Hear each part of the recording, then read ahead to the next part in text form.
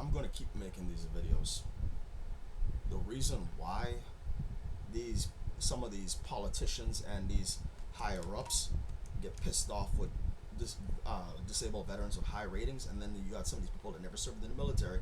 They're jealous as fuck right now, and I'm continuing the video of when they decided to go to Congress bitching about our disability ratings.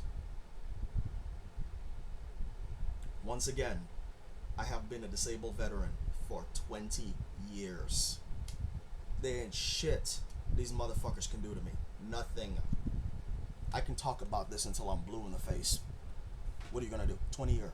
Look up the regulations, CFR regulations regarding 20-year disabled veteran, and tell me if you can do something to me.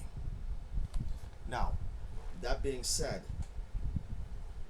these assholes at the Washington Post wrote 4 hit piece articles regard tarnishing disabled veterans. Washington Post, you need to be sued, like straight up being sued, like for defamation. Like I'm not even joking about that, because you don't have the proof of why that particular person is disabled. I tell the truth about why I'm disabled due to military sexual assault. Other veterans are very private. So what that means for you, Washington Post, you got on here and decided to say veterans' disability is generous. And then you waited until Combat Craig passed away to write your bullshit. I wish he was alive when you wrote that shit, because he would have nailed you to the wall for that. And that's why you waited until he passed. Unfortunately, he died. And then they wrote this bullshit. They put him in their article, referenced him in the article. The man was helping veterans earn their disability pay that they rightfully earned by educating them on the laws, how to file claims, how to file supplemental claims. Because I used to watch his videos all the time. Even after I won, his videos were awesome. So even after I won, I kept on watching Combat Craig's videos. And then you wrote a fucking article saying that he's teaching veterans how to do fraud or something to that effect. And then you called disabled veterans fraudsters, and then you had a retired veteran that's also disabled go bitch into Congress about disabled veterans and their pay. Not everybody can get a fucking PhD or whatever the hell it is you are. Not everybody's fortunate enough to be an officer. Not everybody's fortunate enough to do 20 years in the military, retire, and not have to rely on disability pay.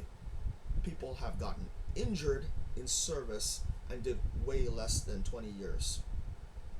I'm 100% PNT, IU, and SSDI combined. My total years in service, 2 years. And that's rubbing salt in the wounds to certain veterans. 2 years. 2 years. Flat. 2 years and not 1 day over. I'm 100% PNT, IU, and SSDI combined. Just to rub more salt in the wounds, compare a retired Army captain of 20 years, just base pay, retirement. What I have is more than what that retired Army captain of 20 years has in retirement,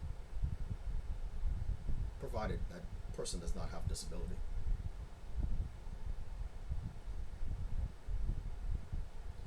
That's why they're pissed off.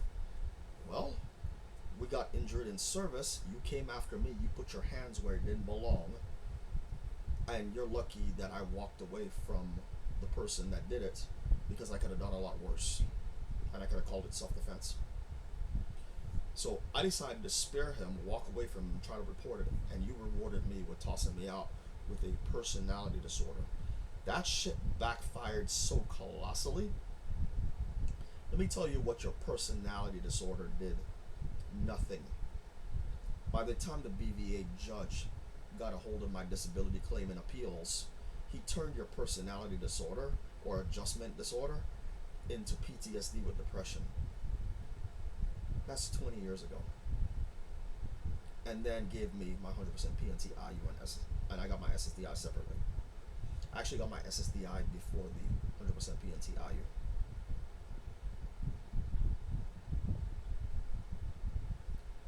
Now, that being said, your lie has been exposed. And I'm going to keep coming for y'all.